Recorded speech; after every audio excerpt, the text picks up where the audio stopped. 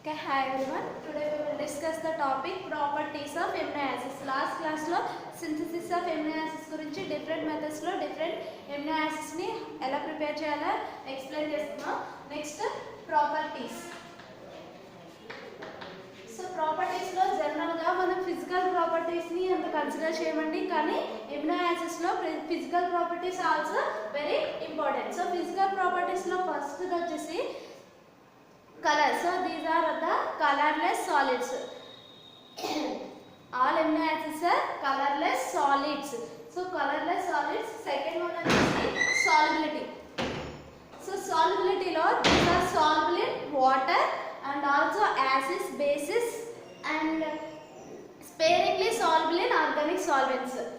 Water soluble and acids, bases and sparingly soluble in organic solvents.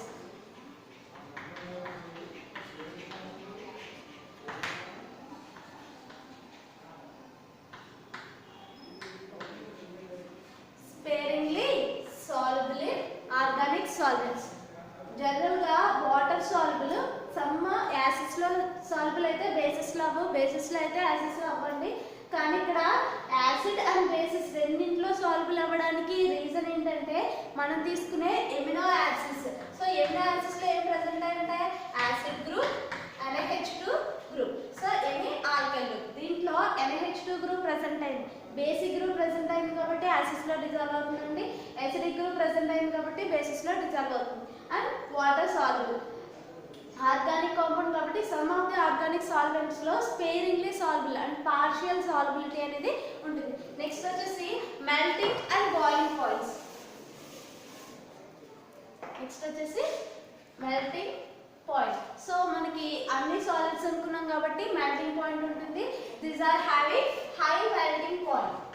So because of the presence of both acid and bases group. So base and acid group rendu present ayi undadam valla vidiki high melting point untundi.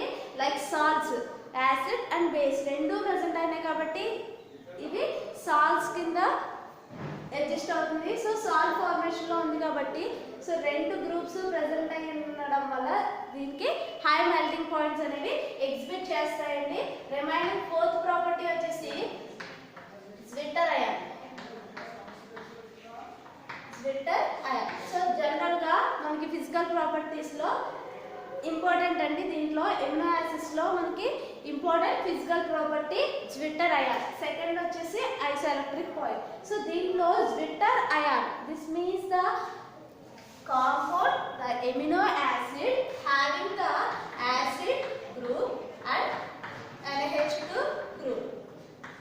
Generally, the amino acid having acid group and NH2 group. But these two groups are not like this. These two groups are existing NH3 plus and COO minus. The dipolar ion exists. General గా మనకి దీంట్లో acid COH and NH2 groups కింద exist అవుతుందండి. కానీ దీంట్లో COO minus and NH3 groups కింద exist అవుతుంది. అంటే negatively charged and positively charged. These two are dipolar ion or Zwitter ion. So దీంట్లో మనం టూ పోల్స్ ఎగ్జిస్ట్ అయినాయి, positive and negative. So two poles ని డైపోలార్ అయాన్ అని పిలుస్తాం లేదా Zwitter ion. So Zwitter ion అనేది చాలా ఇంపార్టెంట్ అండి. సో మనకి జనరల్ గా ఈ Zwitter ion ఫార్మేషన్ లో ఎగ్జిస్ట్ అవ్వడానికి రీజన్స్ ఏంటంటే ఓకే. సో దీంట్లో యాసిడ్ ఉంది, యాసిడ్ లో H+ ఉందండి. ఈ H+ ఎసిడిక్ ప్రాపర్టీ ఉంటుంది. దీంట్లో NH2 కి బేసిక్ ప్రాపర్టీ ఉంటుంది. అందుకే దీని మీద ఉన్న lone pair of electrons H+ కి డొనేట్ చేయడం వల్ల ఈ ప్రోటాన్ అనేది ఇక్కడికి షిఫ్ట్ అవుతుంది. ఓకేనా. సో జనరల్ గా మనకి ఈ Zwitter ion ఎగ్జిస్ట్ అవుతుంది అని అనడానికి ప్రూఫ్స్ ఏంటంటే ఫస్ట్లీ మనకి హై మెల్టింగ్ పాయింట్స్ ఉంటాయి అని చెప్తున్నాం. సో హై మెల్టింగ్ పాయింట్స్ ఉండడం అంటే దీనికి ఎసిడిక్ అండ్ బేసిక్ క్యారెక్టర్ ఉండాలి. కానీ మనకి రివర్స్ అయిపోయింది.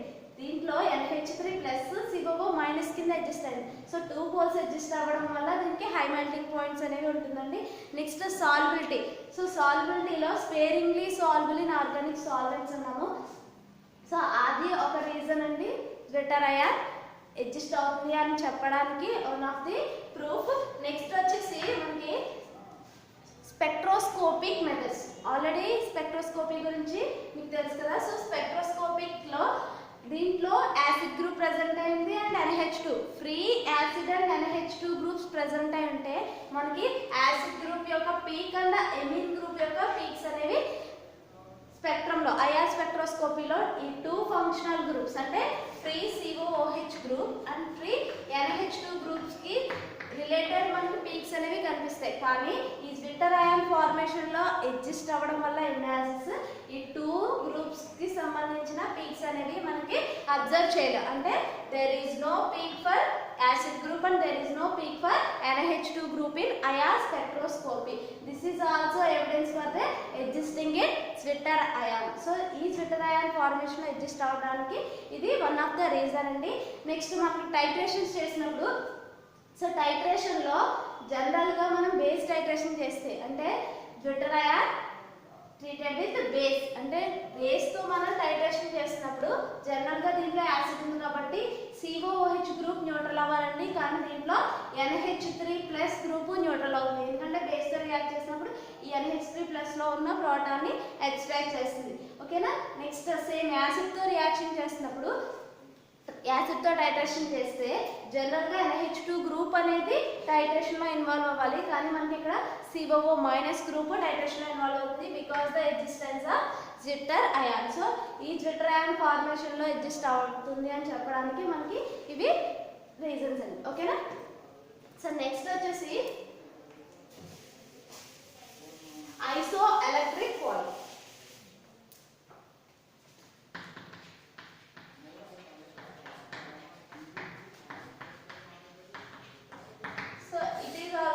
Important physical property for amino acids. So isoelectric point means the amino acid having this type of structure. So Twitter ion formation లో exist అవుతుంది అని చెప్పుకున్నాం. సో ఈ Twitter ion formation లో దీనికి జనరల్ గా acid group and base groups కింద exist అయితే వన్ యాసిడ్ గ్రూప్ ప్రెజెంట్ అయింది and one NO group present అయింది. సో ఈ 2 గ్రూప్స్ ప్రెజెంట్ అయి ఉండడం వల్ల ఇది న్యూట్రల్ కాంపౌండ్ అవుతుంది. జనరల్గా మనం క్లాసిఫికేషన్లో చెప్పుకున్నామండి నేచర్ని బేస్ చేసుకున్న acid base and neutral amino acids. So general అన్నీ కూడా మ్యాక్సిమం న్యూట్రల్ ఎమినో యాసిడ్స్ ఉంటాయి. Some of the acidic basic చెప్పుకున్నాము. దాంట్లో న్యూట్రల్ ఎమినో యాసిడ్స్లో 1 COOH group and 1 NH2 group present అయింది. So 1 COOH and 1 NH2 group present అయ్యడం వల్ల వీటి యొక్క pH వాల్యూస్ అన్నీ కూడా జనరల్గా న్యూట్రల్ pH వాల్యూస్ అనేవి ఎగ్జిస్ట్ అవుతాయి. ఇన్ కేస్ ఈవెన్ NaOHతో రియాక్ట్ చేసామనుకోండి. సో NaOHతో రియాక్ట్ చేస్తే ఏమవుతుంది ఈ NaOH base extract the proton కాబట్టి RCH NH2 అండ్ COO-. అదే మనం HClతో రియాక్ట్ చేసామనుకోండి RCH NH3+ COOH. సో దీంట్లో HClతో రియాక్ట్ చేసినప్పుడు H+ ఇక్కడ వచ్చి యాడ్ అవుతుంది. NaOHతో రియాక్ట్ చేసినప్పుడు ఇక్కడ ఉండే ప్రోటాన్ ఎక్స్ట్రాక్ట్ చేస్తుందండి.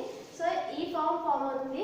దీంట్లో మనకి సింగిల్ చార్జ్డ్ అయాన్స్ అనేవి ఫామ్ అయింది. దీంట్లో సింగిల్ చార్జ్ ఉంది, దీంట్లో కూడా సింగిల్ చార్జ్ ఎగ్జిస్ట్ అయింది. దీంట్లో డైపోలర్ అయాన్ అనేది ఎగ్జిస్ట్ అయింది. సో డైపోలర్ అయాన్ ఎగ్జిస్ట్ అవ్వడం వల్ల ఇది న్యూట్రల్ అవుతుంది.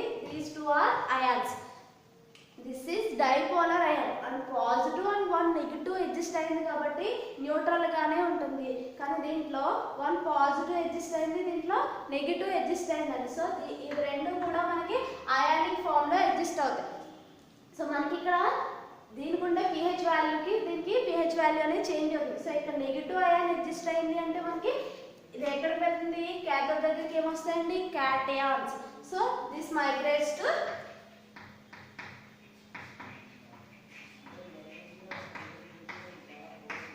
cathode. This migrates to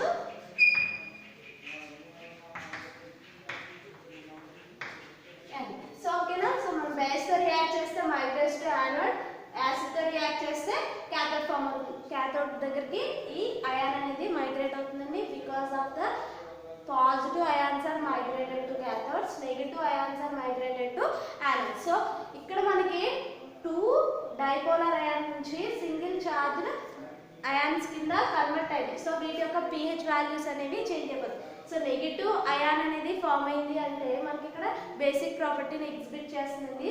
so basic ప్రాపర్టీని ఎగ్జిబిట్ చేస్తుంది కాబట్టి pH వాల్యూ ఎలా ఉంటుంది? pH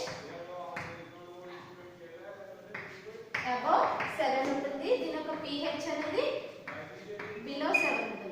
ఎందుకని దీంట్లో పాజిటివ్ అంటే దీనికి ఎసిడిక్ క్యారెక్టర్ అనేది ఉంటుంది. ఎసిడిక్ క్యారెక్టర్ అంటే మనకి pH బిలో 7 ఉంటుంది. బేసిక్ క్యారెక్టర్ అంటే pH అబవ్ 7 ఉంటుంది. దీని జనరల్గా న్యూట్రల్ మీడియంలో ఉంది కాబట్టి pH 7 ఉంటుందండి. సో ఈ pH value there is no. So వీటిని బేస్ చేసుకుని మనం ఐసోఎలక్ట్రిక్ పాయింట్ని ఎలా డిఫైన్ చేస్తామంటే pH at which no net charge on amino acid molecule which does not migrate to any one of the electrode with influence of electric current pH at which there is no net charge on the amino acid molecule and which does not migrate to any electrode under the influence of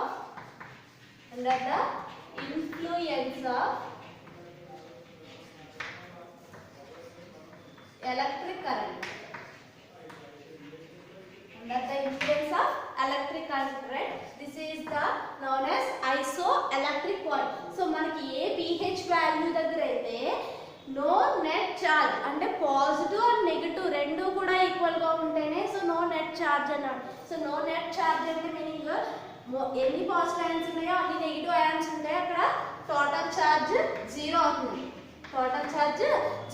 అదే 1 plus ion ఉందనుకోండి so total charge +1 అవుతుంది. అదే negative ఉంటే total charge -1 అవుతుంది. అదే equal number of positive and equal number of negative ions ఉంటే net charge is 0.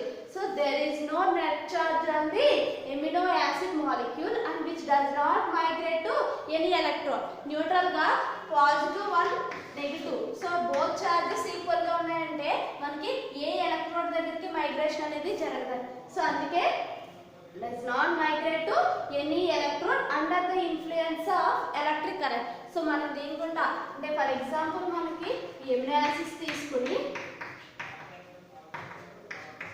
దీంట్లో చూడండి ఒక పాజిటివ్ అండ్ నెగిటివ్ అయాన్ ఉంది. సో నో నెట్ ఛార్జ్ అంటే నెట్ ఛార్జ్ అనేది 0 అవుతుంది. సో పాజిటివ్ అండ్ నెగిటివ్ రెండు ప్రెసెంట్ అయినాయి కాబట్టి అటు క్యాథోడ్ దగ్గరికి మైగ్రేట్ అవ్వదు, యానోడ్ దగ్గరికి మైగ్రేట్ అవ్వదు. దీన్ని మనం బేస్తో రియాక్ట్ చేస్తే యానోడ్ దగ్గరికి మైగ్రేట్ అవుతుందండి, యాసిడ్తో రియాక్ట్ చేస్తే క్యాథోడ్ దగ్గరికి మైగ్రేట్ అవుతుంది. సో ఈ మాలిక్యూల్ని మాత్రమే మనకి ఐసోఎలక్ట్రిక్ పాయింట్ గురించి ఎక్స్ప్లెయిన్ చేస్తాను. సో ఆ pH మనం ఏ pH దగ్గర అయితే ఈ మాలిక్యూల్ ఎగ్జిబిట్ చేస్తుందో ఈ మాలిక్యూల్ యొక్క pH ఏదైతే అదే దాని యొక్క ఐసోఎలక్ట్రిక్ పాయింట్ అనేది అవుతుంది. ఎలక్ట్రిక్ ఫీల్డ్ దీనికి కనుక మనం ఎలక్ట్రిక్ కరెంట్ అనేది పాస్ చేస్తే మనకి ఇది క్యాథోడ్ దగ్గరికి మైగ్రేట్ అవ్వదు అండ్ యానోడ్ దగ్గరికి కూడా షిఫ్ట్ అవ్వదు. ఎందుకు అనంటే మనకి నెట్ ఛార్జ్ అనేది 0 కాబట్టి. ఓకేనా? సో దీంట్లో మనం ఇప్పుడు ఐసోఎలక్ట్రిక్ పాయింట్ అండ్ pH వాల్యూస్ ఈ కండిషన్ దగ్గర మాత్రమే రిలేటెడ్గా ఉంటాయి. ఫర్ ఎగ్జాంపుల్ మనం ఇందాక చెప్పుకున్నట్టు బేస్తో రియాక్ట్ చేసాం అనుకోండి, సో అప్పుడు మనకి pH వాల్యూ అనేది చేంజ్ అవ్వదు. సో pH వాల్యూ చేంజ్ అయిందంటే ఐసోఎలక్ట్రిక్ పాయింట్ వాల్యూ కూడా చేంజ్ అవుతుంది. ఓకేనా? యాసిడ్తో రియాక్ట్ చేసినా బేస్తో రియాక్ట్ చేసినా so pH value and isoelectric points అనేవి చేంజ్ అవుతాయి. సో ఆ చేంజ్ అనేది మనకి కొంచెం డిఫరెంట్గా ఎగ్జిబిట్ చేస్తుంది. ఫర్ ఎగ్జాంపుల్ మనకి isoelectric point for acidic amino acids తీసుకున్నాం అనుకోండి, దీనికి 2.8 to 3.2 ఉంటుంది. For example aspartic acid. So aspartic acid తీసుకున్నంటే 2.8 ప్రెసెంట్ అయింది. So isoelectric point for aspartic acid is 2.8. The next basic amino acid. So basic amino acids consider చేసుకున్నాం అంటే మనకి for example lysine తీసుకున్నాం. సో లైసిన్ కి వచ్చేసి 9.8 ఉంటుంది. So 9.8. This is for basic amino acids isoelectric point. అదే neutral చూసామనుకో. సో neutral amino acid. Neutral amino acids లో glycine and alanine state. Alanine also having 6.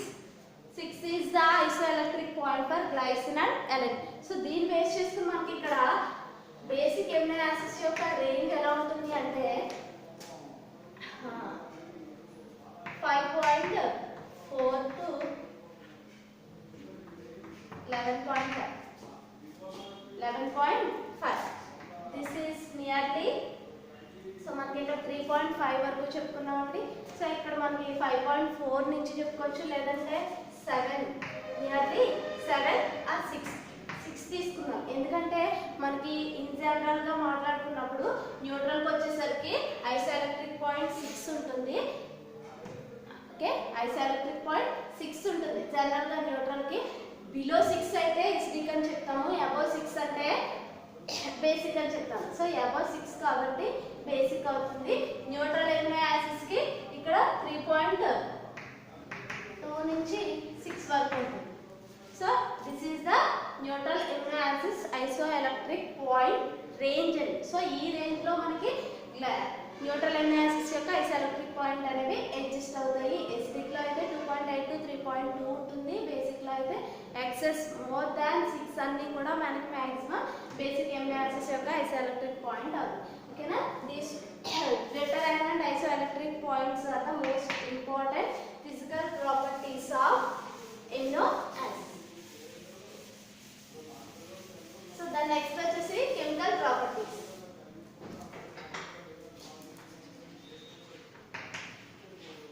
Next chemical properties అండి. So దీంట్లో మనకి NH2 గ్రూప్ ప్రెసెంట్ అయింది అండ్ యాసిడ్ గ్రూప్ ప్రెసెంట్ అయింది. So మనకి కెమికల్ ప్రాపర్టీస్ లో రియాక్షన్స్ అన్ని కూడా depends on NH2 and depends on COH group మీద డిపెండ్ అయ్యి మనకి రియాక్షన్స్ అనేవి జరుగుతాయండి. ఫస్ట్ ఆఫ్ ఆల్ మనం NH2 గ్రూప్ బేస్ చేసుకుని రియాక్షన్స్ గురించి మాట్లాడదాం. సో దీంట్లో మనకి NH3 CHR COO minus. So దీంట్లో జ్విటర్ అయాన్ ఫార్మేషన్ అడ్జస్ట్ అవుతుందని మాట్లాడుకున్నాం కాబట్టి దీన్ని HCl తో రియాక్ట్ చేస్తే ఏమవుతుంది, ఇక్కడ ఈ గ్రూప్ రియాక్ట్ అవుతుంది. అందుకే మనం ఇక్కడ NaOH తో రియాక్ట్ చేస్తాం. సో NaOH తో రియాక్ట్ చేస్తే ఈ NH3 మీద ఉన్న ప్రోటాన్ ని ఎక్స్ట్రాక్ట్ చేస్తుంది. Base extract the proton. So NH2 CHR COO minus. దీన్ని కార్బాక్సిలేట్ అయాన్ అంటాము. సో ఇక్కడ మనకి ఇక్కడ ఉండే ప్రోటాన్ ఎక్స్ట్రాక్ట్ చేస్తుందండి. NH2 గ్రూప్ అనేది రియాక్ట్ అయింది. నెక్స్ట్ సెకండ్ థింగ్ వచ్చేసి this amino acid reacts with base to extract the proton from ammonium ion. ఓకేనా? సో నెక్స్ట్ రియాక్షన్ వచ్చేసి NH2 CHR and COOH. General గా నేను ఎమినో యాసిడ్ తీసుకున్నానండి. దీంట్లో NH2 గ్రూప్ ఉంది. దీన్ని ఆల్కైలేషన్ చేస్తారు. Alkylation in presence of base. So base ఎందుకు తీసుకున్నామంటే ఇక్కడ ప్రోటాన్ ఎక్స్ట్రాక్ట్ చేసి sodium salt of acid form చేస్తుందండి. నెక్స్ట్ ఫర్దర్ గా ఇక్కడ రియాక్షన్ జరుగుతుంది. ఎందుకంటే మనకి దీని ఇన్ఫ్లుయెన్స్ అనేది దీని మీద ఉండకూడదు కాబట్టి ఫస్ట్ బేస్ తో రియాక్ట్ చేస్తాం. నెక్స్ట్ సో ఇప్పుడు ఇక్కడ NHR CHR COO N alkylated amino acid. N alkylated amino acid form అవుతుంది. సరే, reacts with alkyl halide. Amino acid reacts with alkyl halide to form N alkylated amino acid. So then next వచ్చేసి మనకి acylation reaction. So acylation reaction లో acetic anhydride తీసుకుంటామండి. Acetic anhydride. So acetic anhydride attached with NH2 group. So N alkylated N acylated derivative form అవుతుంది. CO CH3 COOH. N acylated amino acid form అవుతుందండి. Next further reaction వచ్చేసి డీఎమినేషన్.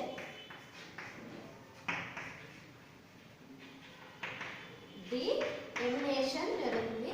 CHRCOOH in presence of HI, hydroiodic acid. In presence of iodic acid, hydroiodic acid, deamination occurs. So ఇక్కడ మనకి ఏం form అవుతుందంటే ఇక్కడ NH2 group eliminate అవుతుందండి. So NH2 group eliminate అయితే ఏం ఫామ్ అవుతుంది? CH2R CH2 COOH plus N2 and H2O form అవుతుంది.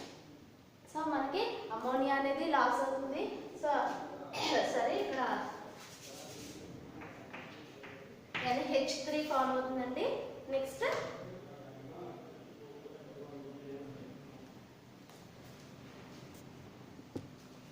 NH3 అండ్ I2 ఫామ్ అవుతుంది. ఓకేనా? సో ఇక్కడ NH3 అండ్ I2 ఫామ్ అవుతుంది. నెక్స్ట్ ఫర్దర్ రియాక్షన్ వచ్చేసి reaction with nitrous acid. Reaction with nitrous acid CHRCOOH plus HNO2.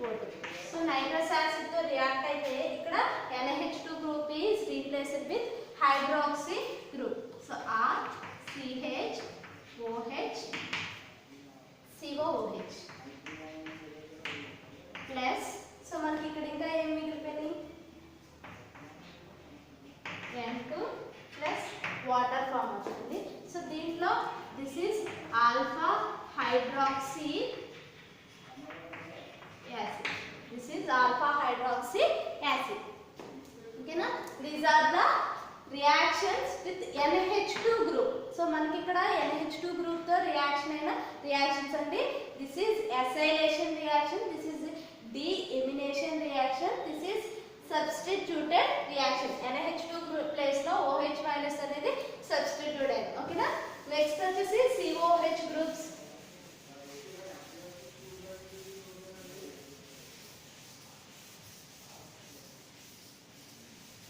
So further గా మనకి next COOH group. So దీంట్లో కూడా ఏముంది? NH3 plus CHRCOO minus present అయిందండి. సో దీన్ని మనం ఏం చేస్తున్నాం? HCl తో రియాక్ట్ చేస్తాం. సో HCl తో రియాక్ట్ చేస్తే this proton is attacked COOH group. So NH3 plus CHRCOOH. So మనకి ఇక్కడ అమోనియా ఫార్మేషన్ అనేది జరుగుతుంది. So NH3 plus so ion formation జరుగుతుంది. నెక్స్ట్ వచ్చేసి మనకి ఇక్కడ ఏం జరగాలి? యాసిడ్ గ్రూప్ తో రియాక్షన్ జరగాలండి. Esterification. Next reaction esterification. First of all మనం HCl తో రియాక్ట్ చేస్తాము. సో HCl తో ఏమవుతుంది? NH3 plus CHRCOOH.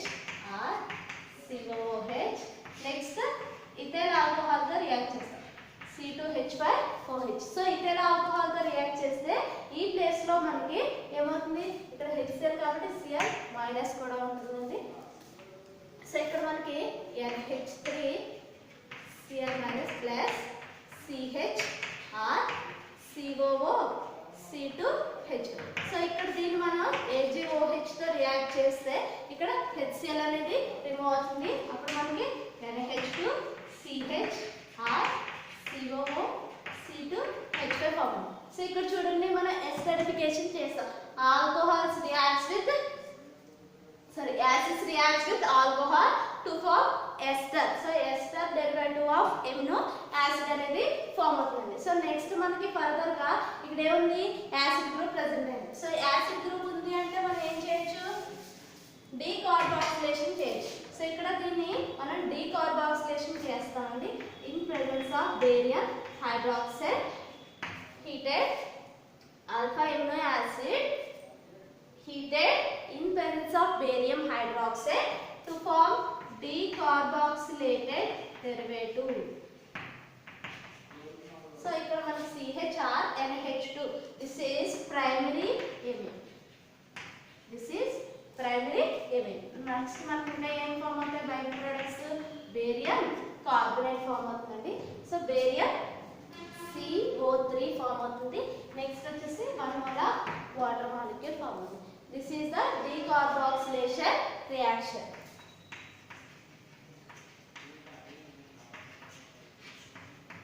So decarboxylation reaction. So మనకి యాసిడ్ గ్రూప్ తో రియాక్షన్స్ ఇవి. సో ఫర్దర్ గా నెక్స్ట్ మనకి దీంట్లో NH2 and COH రెండు గ్రూప్స్ ప్రెజెంట్ ఉన్నాయి కాబట్టి బోత్ గ్రూప్స్ తో రియాక్ట్ అయ్యే రియాక్షన్స్ గురించి డిస్కస్ చేద్దాం. Okay, involved in both NH2 and COOH groups. So both groups involve అయ్యే రియాక్షన్స్ లో ఫస్ట్ మనకి ఇవన్నీ కూడా హీటింగ్ రియాక్షన్స్ అండి. Heating reaction. సో ఇందులో ఫస్ట్ వచ్చేసి ఆల్ఫా ఎమినో యాసిడ్స్ తీసుకుంటాం. So alpha amino acids. So దీంట్లో ఆల్ఫా ఎమినో యాసిడ్స్ లో 2 alpha amino acids molecules combine అయ్యి మనకి వాటర్ లాస్ అయ్యి amide bond form అవుతుంది. So for example this is NH2 CHR COOH. Next ఇక్కడ COOH CHR NH2. So ఇక్కడ నుంచి మనకి వాటర్ మాలిక్యూల్ లాస్ అయితే దీంట్లో జనరల్ గా మనం ఎలా రాయాలి OH. సో దీనికి ఒక హైడ్రోజన్ ఉంటుంది, ఇంకో హైడ్రోజన్. దీంట్లో మనకి ఈ వాటర్ మాలిక్యూల్ ఎలా లాస్ అవుతుంది. నెక్స్ట్ NH ఇంకో హైట్ రాస్తే ఇక్కడ నుంచి ఇంకో వాటర్ మాలిక్యూల్ లాస్ అవుతుంది. టోటల్ గా loss of water molecule to form amide bond.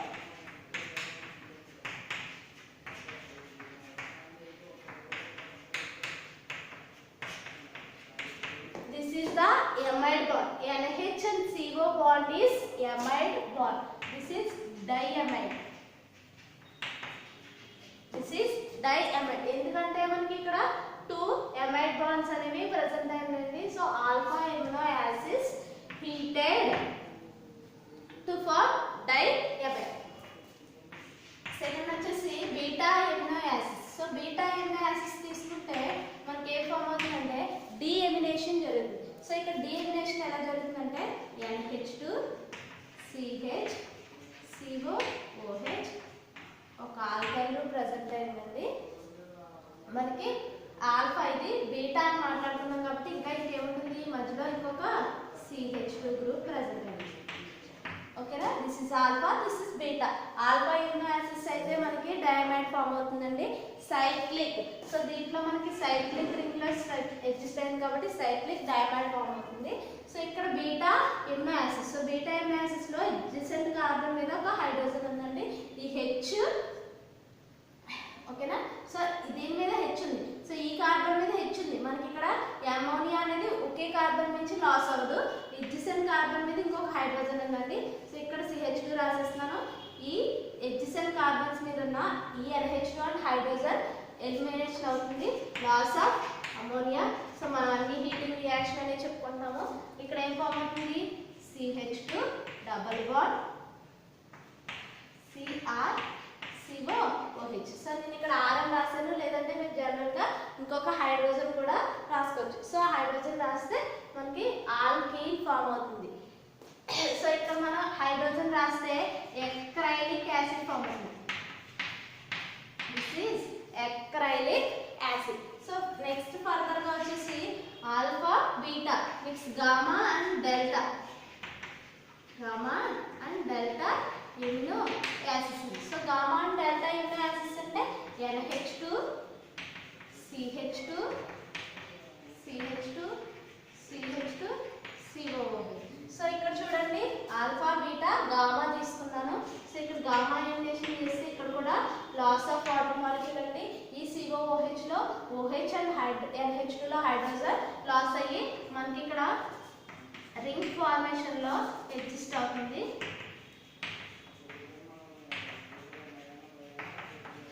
So ఇక్కడ చూడండి ఈ కార్బన్ నుంచి దిస్ ఇస్ లాక్టమ్.